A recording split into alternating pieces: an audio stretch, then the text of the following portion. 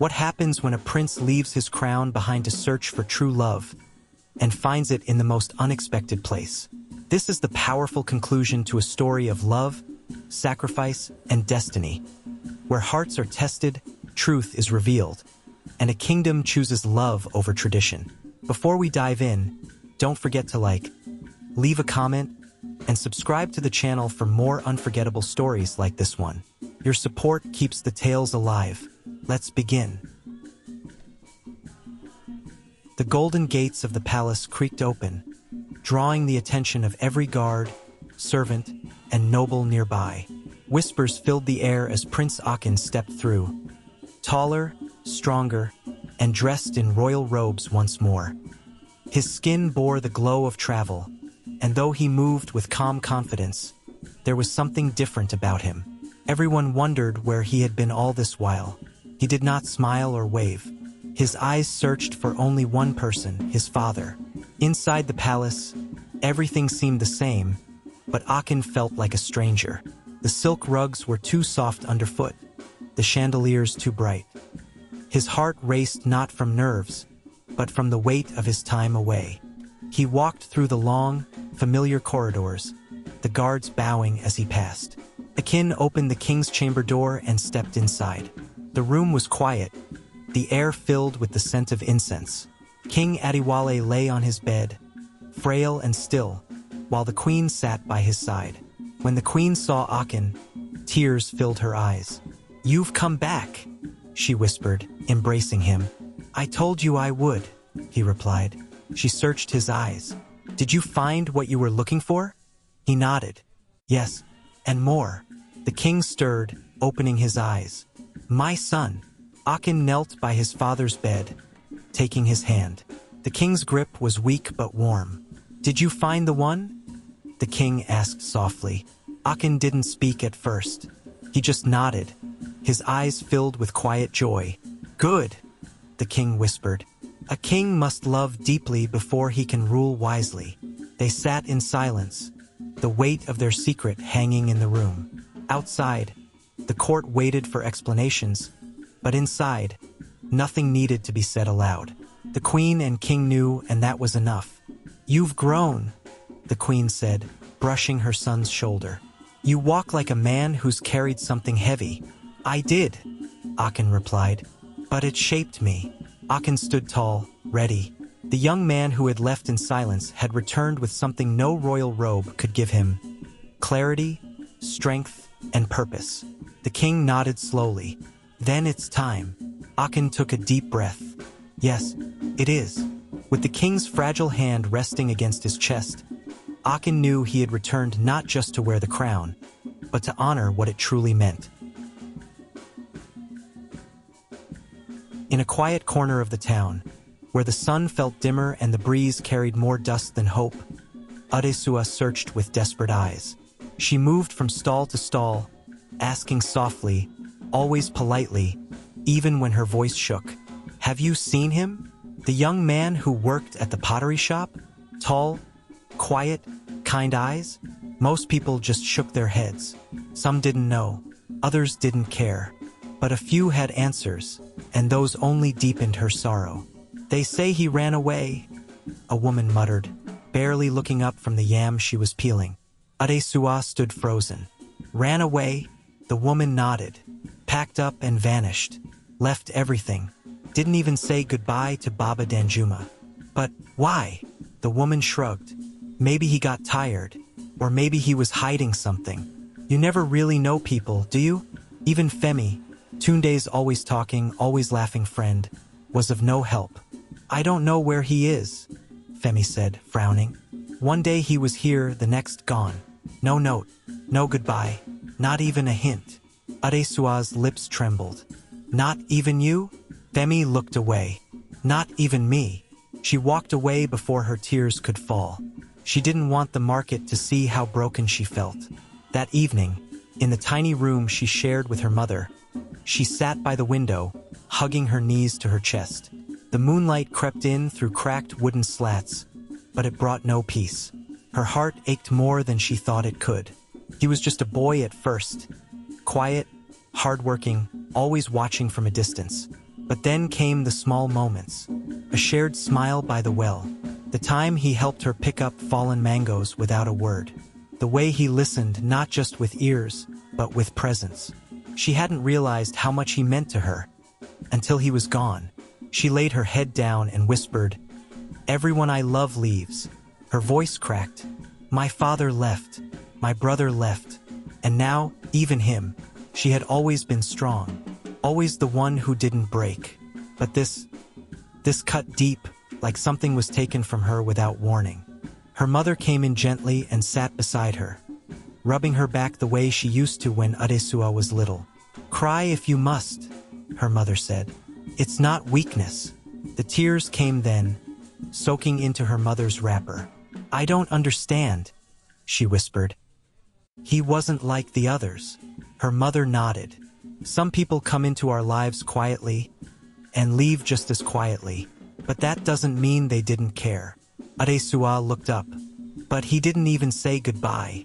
"Maybe he couldn't," her mother said. "Maybe goodbye would have hurt him too."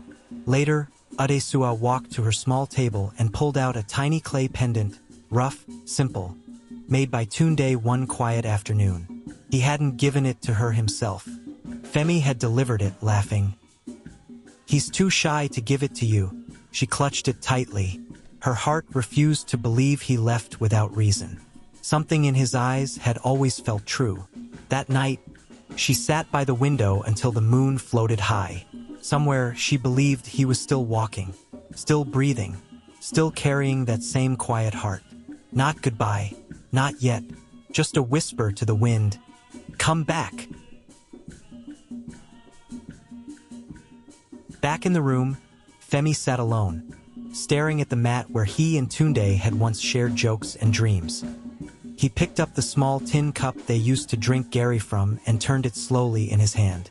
"How can someone be a prince and still choose to sleep on a mat with me?" he whispered, his voice tight with disbelief. The silence of the room pressed in on him. No laughter, no teasing, just the hollow echo of a friendship now wrapped in secrets.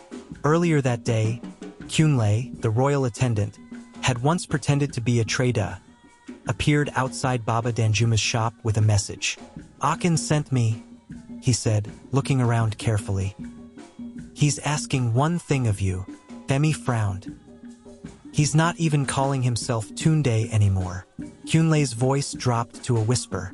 "In a few days, there will be a call for a royal ball open to everyone, including the commoners. He needs Adesua to be there. She must attend." Femi blinked.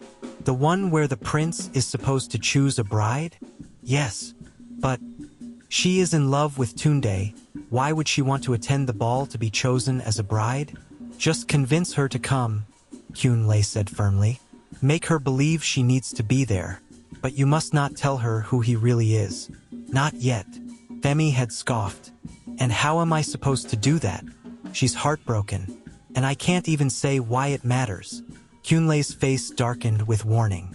"The prince believes in your ability to convince her to come, so don't disappoint him." He held the gaze for a moment longer, his tone leaving no room for argument. Now, hours later, Femi was still trying to figure out how to carry a truth he wasn't allowed to share. He stared at the old door, fingers tapping against his knees. A storm was inside him.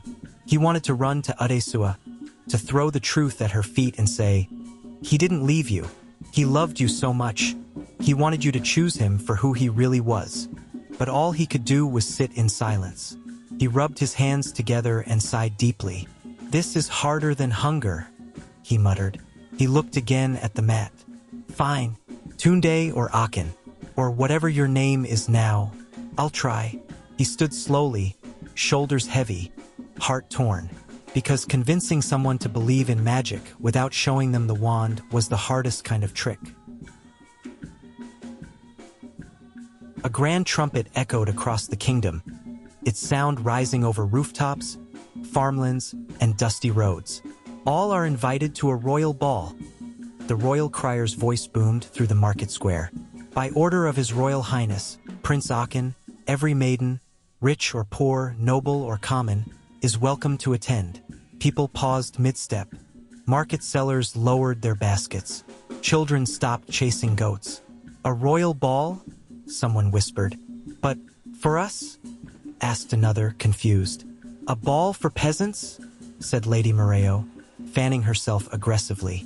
"What's next? A farmer on the throne?" Meanwhile, inside the palace, murmurs turned into sneers. "The boy has lost his mind," one nobleman scoffed. But Akin stood by the balcony, watching the courtyard below. His robe shimmered with gold, but his eyes held the stillness of a storm. Behind him, his mother, the queen, approached quietly. "You know they'll mock you." Akin nodded. "Let them." She paused. "And you're sure this is the only way?" He turned to her, his voice steady. "She won't come if it feels like a trap, but if it's a fair chance for everyone, she might." The queen smiled softly. "You always were stubborn. Only when it matters," he replied. Across the town, word spread like fire in Harmattan. A ball at the palace for everyone. In alleyways and front yards, people whispered with disbelief. Some joked, others dared to dream. And in a small corner of the town, Femi leaned against a fence, watching Adesua as she walked by, a basket on her head and sadness in her steps. He took a deep breath and called out, "Hey, did you hear?" She stopped. "Hear what?" "There's going to be a royal ball at the palace." She blinked, confused. "Why would I care about that?" Femi shrugged. "Just thought, maybe it would be nice. You deserve to go somewhere beautiful for once and get your mind of some things." She looked away. "I don't belong in that world." Femi smiled gently, trying to keep his voice calm. "Maybe the world's finally coming to you." Adesua didn't reply, but that night, she lay awake, staring at the ceiling, wondering why she couldn't stop thinking about a ball she swore she didn't care about. Perhaps she needed the eventful surroundings for a change, to take her mind off Tunde and the loneliness that had surrounded her since he left. "I can't go there, Mama. Look at me," Adesua said, her voice small as she clutched the faded dress in her hands. Her mother gently touched her cheek. "Your heart shines brighter than any gown, my daughter. Don't let fear decide for you. Go." And so, with trembling steps and a stomach knotted in doubt, Adesua stepped through the towering gates of the palace.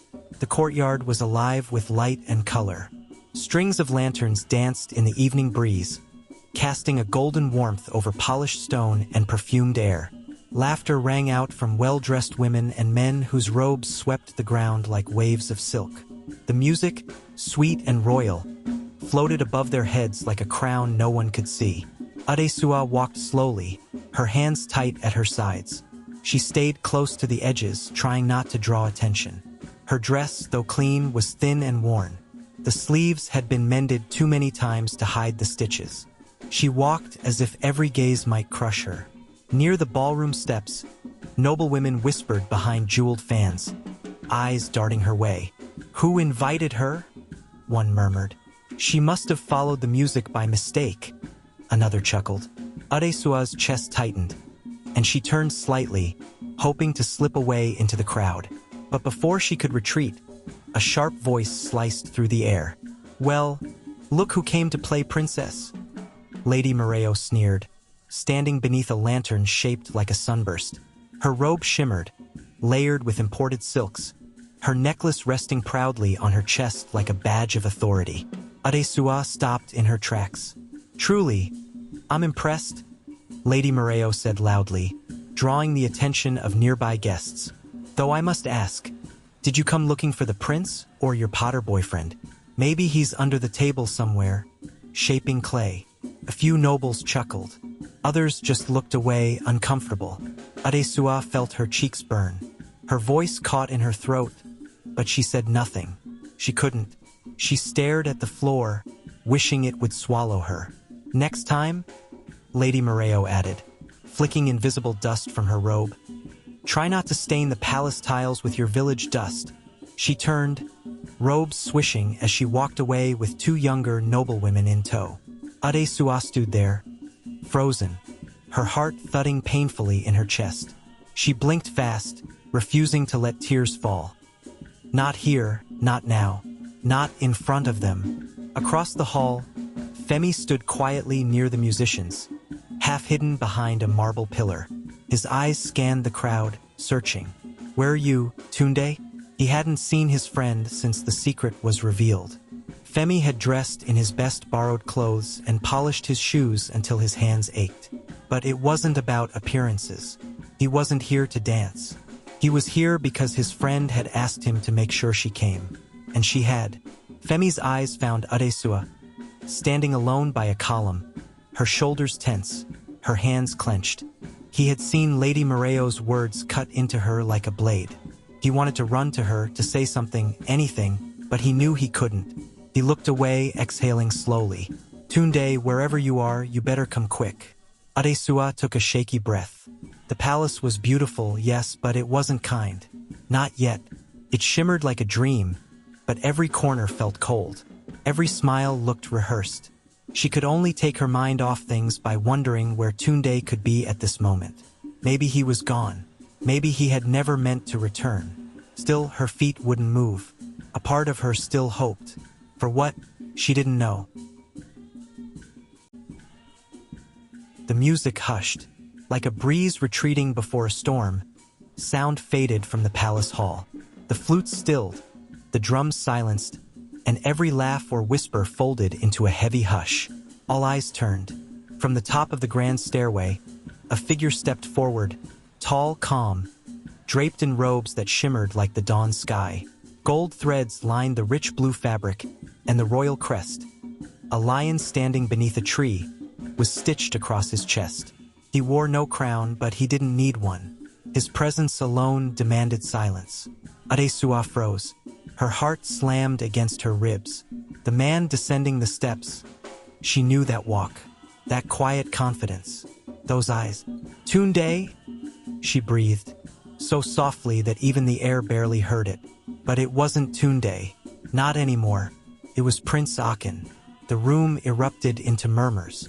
"Is that really? Wasn't he the poor potter?" Adesua didn't hear them. Her ears rang, but not from the music. It was the realization, the weight of truth crashing over her. Her Tunde, the potter, the quiet stranger who had laughed with her, cried with her, dreamed beside her in silence. He was the prince, and he hadn't told her. Femi, still standing near the wall, saw her reaction. He clenched his jaw, guilt tugging at his heart. He had wanted to warn her, to prepare her, but he had promised. And promises, especially ones made in secret halls, held the power of kingdoms. Adesua took a step back, then another. The ballroom, with all its glitter and warmth, suddenly felt like a cruel stage. The nobles, the music, the lanterns. It all pressed against her like walls. She wasn't meant to be here. She had known it all along. Lady Moreo, standing nearby, looked like she had just seen a ghost. She couldn't believe who she was staring at and didn't know when she whispered, "Ah, the Potter boy is the prince." Adesua's eyes were fixed on Akin. He looked out across the room, not searching, not smiling, just steady. His gaze swept over nobles, guests, officials until finally, it paused. Their eyes met. A moment, then two. She felt like she couldn't breathe. And in his gaze, she didn't see the prince of a kingdom. She saw the man who had once carried heavy sacks of clay through the market. The one who had given his last coin to a beggar. The one who had listened when no one else did. But that man had lied. Or had he? She didn't know anymore. She turned quickly, pushing past a group of guests. Her fingers trembled as she brushed away the first tear before anyone could see. Back at the front, Prince Akin took a slow breath, eyes lingering on the place where she had stood. He didn't speak, not yet, but the story had already begun to unravel.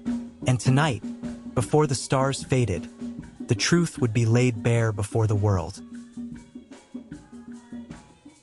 Adesua slipped through the edge of the crowd, weaving between flowing gowns and polished shoes, her heart pounding so loud it drowned out every voice.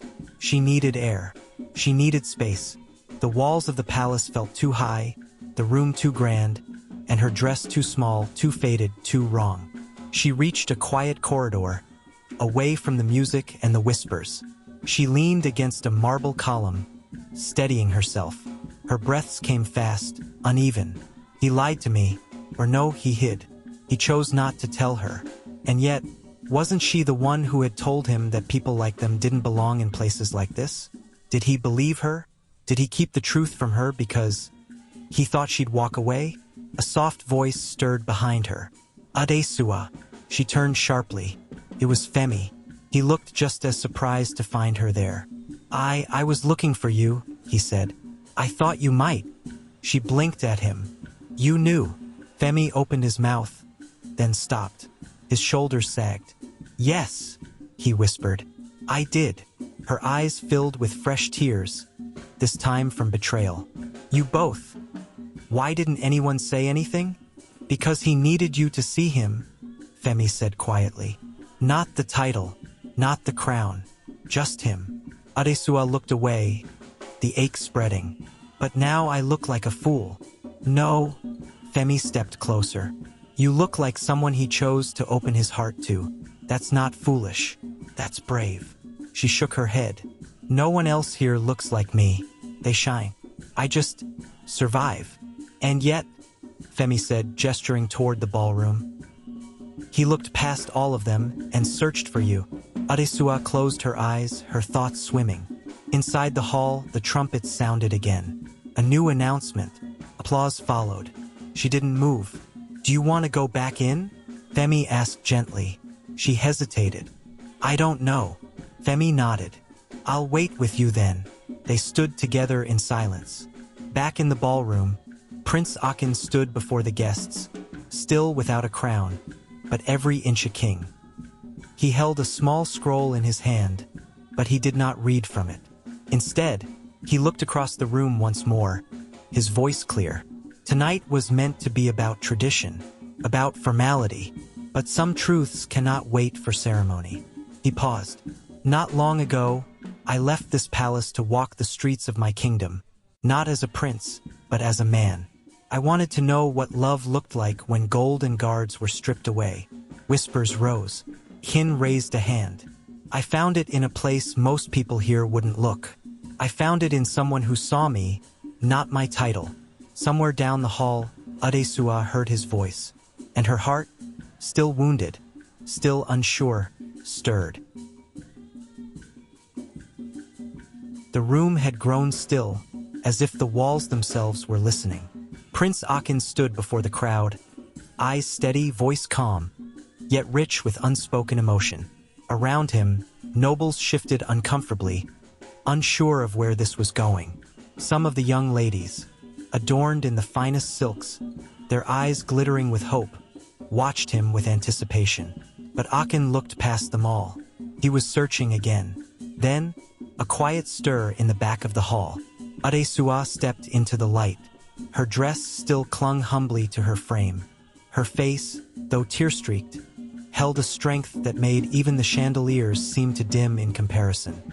Gasps echoed across the room. She didn't look like a noble. She didn't move like royalty, but she was walking straight toward the prince. Lady Moreo nearly choked on her drink. She watched the two people she had ridiculed stand tall among the rest. The Potter boy was the prince, and Adesua, the poor, ragged nobody, was the chosen one. She felt like fainting. Akin's face softened, as though the world had just come into focus. His gaze never left her. When she finally reached him, he took one step down from the dais. And then, in front of every lord, every lady, every eye in the kingdom, he knelt, not with pomp, not with grandeur, but with reverence. A hush fell over the room like a blanket of snow. Adesua stood frozen. You saw me, Akin said quietly, looking up at her, when I had nothing, when I was covered in dust and doubt. And you saw me. Adesua's hands trembled at her sides.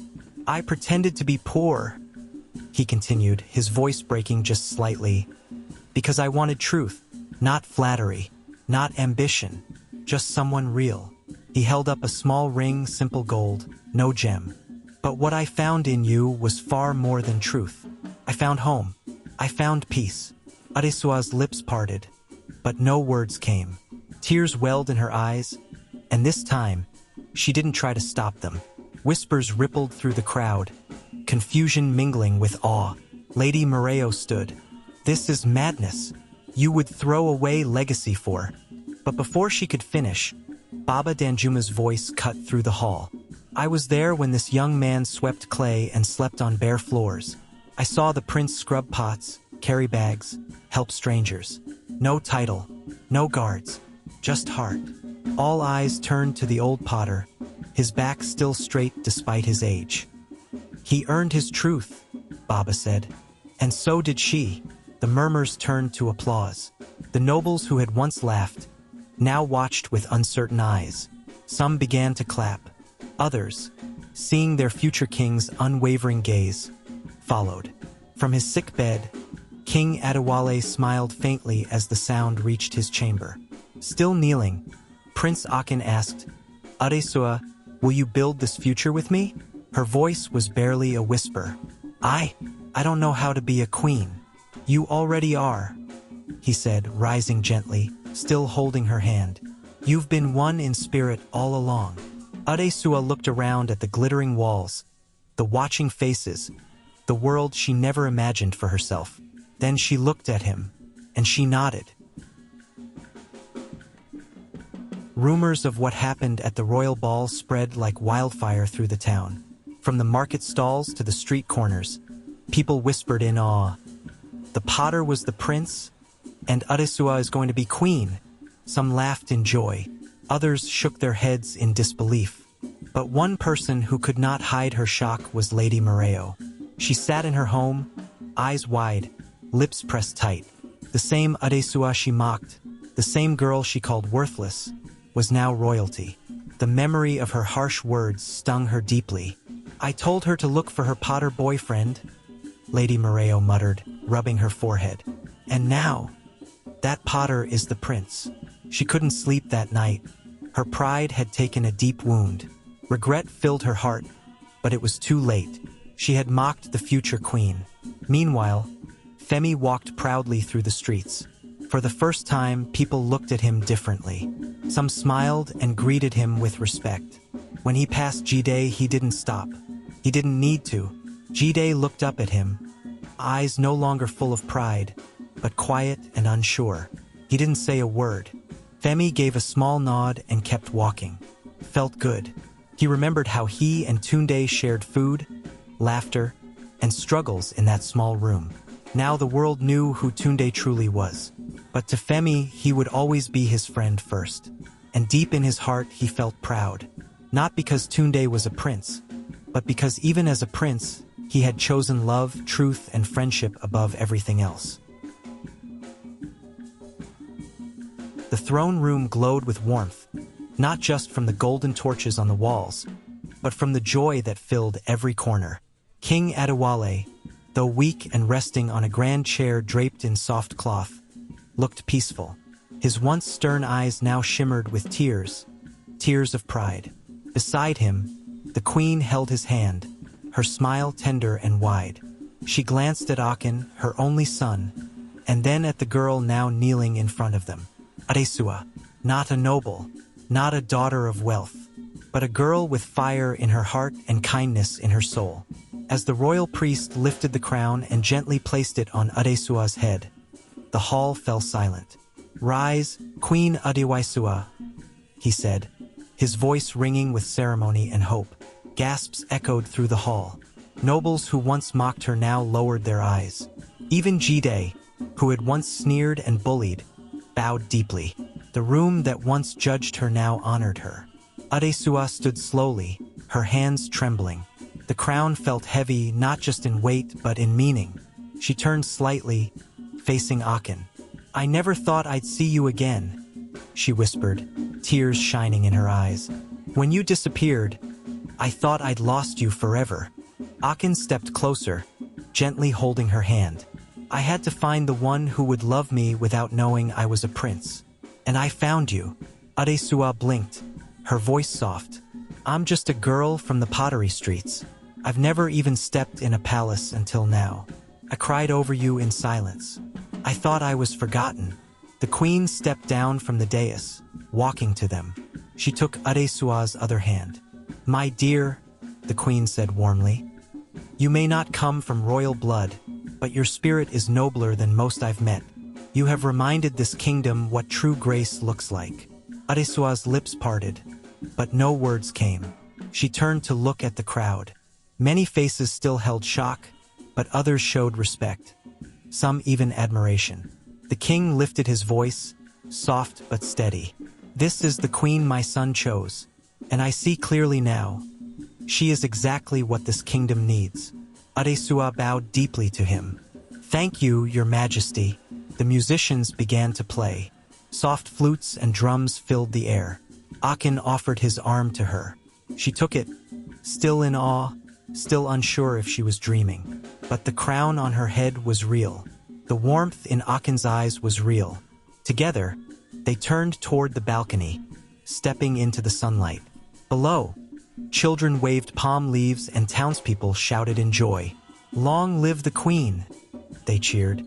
"Long live love!" And as Adesua looked down at the smiling faces, she understood. She had not just been seen, she had been chosen, and she would rise to meet it. Akin and Adesua stood on the palace balcony, their fingers gently locked together. Below them, children sang happily and the sound of bells filled the air. People danced in the streets. The whole kingdom was full of joy, not just because of a wedding, but because something bigger had happened. A new time had come, a time of love, fairness, and unity. Later that day, Akin and Adesua walked through the streets together. No longer the potter and the poor girl, now they were the king and queen. People cheered and waved as they passed. Some threw flowers, others wiped away tears of happiness. As they walked, they passed Lady Moreo. She bowed deeply, but her face showed pain and shame. The very girl she once insulted was now queen. Then they passed Jide. He didn't say a word. His eyes were low, his shoulders no longer proud. He looked truly sorry and humbled, quieter than anyone had ever seen him. Femi stood nearby, dressed neatly. When he saw Akin, he smiled wide. The two friends nodded at each other, raising their hands in salute. In that moment, Femi didn't just see his old friend, he saw the king. And Akin saw the brother who had stood by him. Adesua turned and ran into her mother's arms. The older woman hugged her tight, proud tears in her eyes. "You were always meant for more," her mother whispered. The drums played louder. Laughter echoed across the town. The kingdom had made its choice. Not power, not wealth, but love. And love had won.